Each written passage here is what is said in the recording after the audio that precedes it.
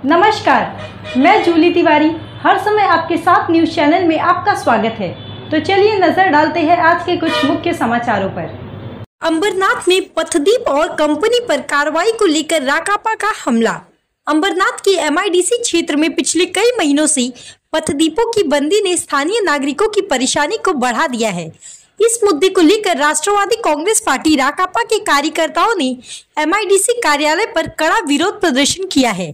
प्रदर्शनकारियों ने आरोप लगाया है कि इलाके में अंधेरे के कारण अपराधों की घटनाएं बढ़ रही है और नागरिकों को असुविधा हो रही है।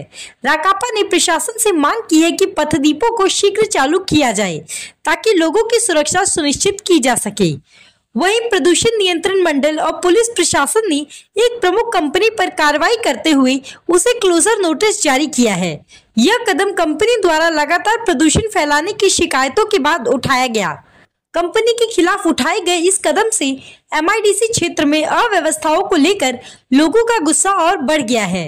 राकांपा के नेताओं ने इस मामले में प्रशासन की नकारात्मक भूमिका पर सवाल उठाया और कहा कि सरकार और स्थानीय प्रशासन का रवैया लोगों की समस्याओं के प्रति लापरवाह है। उन्होंने प्रशासन से जल्द पथदीपों की व्यवस्था करने और प्रदूषण फैलाने वाली कंपनियों के खिलाफ सख्त कदम उठाने की मांग की है। इस घटनाक्रम ने पूरे क्षेत्र में हलचल मचा दी है और लोग प्रशासन से जवाब चाहते हैं। त्यांना पायी प्रवास करावा लागतो। बऱ्याचशा ठिकाणी चौकात म्हणा, साईडला कंपनी आहेत, अशा ठिकाणी लाईटी बऱ्याच बंद आहेत आणि मग लुटमारीचे प्रकार घडलेले आहेत आणि घडतात। याच्या अगोदर त्या आनंदनगर एमआयडीसी मध्ये रेप केस सुद्धा झालेली आहे। त्याच्यामुळे महिला वर्गाला खूप भीती आहे। त्यामुळे बऱ्याचशा महिला कर्मचाऱ्यांनी आमचे ठाणे जिल्हा कामगार सेलचे अध्यक्ष प्रमोदजी बोराडे यांच्याकडे तक्रार केली असता आमच्या या अध्यक्षांनी प्रमोद बोराडेजींनी आजचं हे आंदोलनाचं पाऊल उचललं। कारण काय, तोंड दाबल्याशिवाय नाक दाबल्याशिवाय तोंड उघडत नाही अशी जी म्हण आहे, त्या पद्धतीने आम्ही सगळे जमा झालो आणि एक इशारा दिला का हे ताबडतोब चालू जर झाले नाही तर मग पुढचं आंदोलन हे वेगळं असेल आमचं। त्याचप्रमाणे बऱ्याचशा ठिकाणी कॉन्क्रीट रोड झालेले, हजारो कोटीचे त्या ठिकाणी टेंडर निघालेत, कामं झालेली आहेत, पण बऱ्याच कंपन्यांना बऱ्याच आतली गाव आहेत, म्हणजे एमआयडीसी अंतर्गत जे आतमध्ये गाव आहेत त्यांना रस्ताच नाही जायला, भरपूर कास खड्डे आहेत। त्यामुळे त्या सुद्धा आम्ही तक्रारी आज केल्या की ते कॉन्क्रीट रोड सुद्धा काही ठिकाणी जे अपुरे आहेत ते पूर्ण व्हायला पाहिजे, यासाठी आम्ही हे आंदोलन केलं। एमआयडीसी ही आशिया खंडातली पहिली एमआयडीसी आहे आणि अंबरनाथमध्ये जवळजवळ 5.5 लाख वर्कर या ठिकाणी काम करत आहेत आणि महिला वर्ग हा जास्त वर्ग या ठिकाणी काम करत असताना आमची कामगार सेलची टीम ज्यावेळेस एमआयडीसी मध्ये रात्रीच्या असते, दिवसा फिरत असते, तर बऱ्याच ठिकाणी लाईटचा खूप मोठा प्रश्न आहे आणि त्या ठिकाणी महिला वर्ग असल्यामुळे महिलांना अनुसूचित प्रकार खूप मोठ्या प्रमाणात घडत आहे, अजूनही घडत आणि पुढेही घडू नये याकरता आम्ही मोठे या ठिकाणी आंदोलन केलेलं आहे। महिलांचं कधी त्यांचं सोनं चोरत असतात, कधी त्यांना छेडछाड होत असते, कधी काही ठिकाणी असे की मर्डरचा पण असा प्रकार खूप मोठ्या प्रमाणात घडलेला आहे।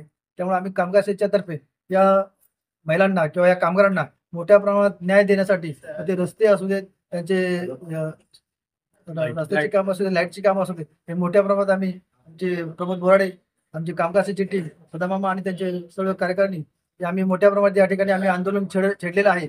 आता फक्त 50 लोकच या ठिकाणी कामगार पदाधिकारी घेऊन आले, पण त्यांना आम्ही आश्वासन दिले की जर आम्ही 15 दिवसात काम नाही केलं तर 5000 वर्कर आणि कामगार या ठिकाणी येऊन मोठ्या प्रमाणात आम्ही आंदोलन केल्याशिवाय राहणार नाही। त्यामुळे त्यांनी आता आम्हाला दिलेलं आहे वचन, बघूया 15 दिवसात ते काय आणि काय करतात ते आम्ही त्यांचं लक्ष देतो। अंबरनाथ एमआयडीसी खूप मोठी एमआयडीसी आहे, A1 दर्जाची एमआयडीसी, परंतु आज तुम्ही जाऊन बघा तर संपूर्ण अंधार दिसतो। आज कंपनीचे मालक लोक गाड्यांमध्ये येतात जातात, रस्त्याने चालत जातो आमचा कामगार सेलचं उद्दिष्टच हे का एमआयडीसीतला जो पण कामगार आहे त्याचे जे पण प्रश्न आहेत त्याच्यासाठी आम्ही आवाज उठवणार। तर यातील आम्हाला हा एक प्रश्न लक्षात आला का संध्याकाळी जाताना अंधार पण लवकर होतो हिवाळ्याचे दिवस असल्यामुळे, त्यामुळे महिला वर्ग असू दे, माणसं असू दे, खूप अडचण होते। मग हेच राष्ट्रवादी काँग्रेस मामांच्या अध्यक्षतेखाली आम्ही आज हा कार्यक्रमाचं आयोजन केलंय। याच्यामध्ये आमची राष्ट्रवादी कामगार सेलची संपूर्ण टीम याच्यामध्ये सहभागी झालेली आहे आणि शासनाने सुद्धा आम्हाला चांगला सहयोग दिला का आम्ही 3 आठवड्याच्या आत तुमच्या लाईट चालू करून देऊ। बघा माझं हेच म्हणणं आहे काही छोटे आंदोलनं हे लोकांना न्याय मिळवून देण्यासाठी, आमचा कोणताही उद्देश कोणाला त्रास न देण्याचा असून का लोकांचा कसं काम करून घेता येईल हे आमचा उद्देश आहे। त्याच्या पुढे आम्ही MIDC-कडे मागणी केली की गावातले रस्ते असू दे. शिवाय MIDC एवढी मोठी MIDC काही वॉशरूम नाही. आज माणूस इंटरव्ह्यूला गेला तर या टोकापासून त्या टोकापर्यंत पुढे कोणती साधन नाही आहे त्याला. दुसरे म्हणजे बस सेवा नाही.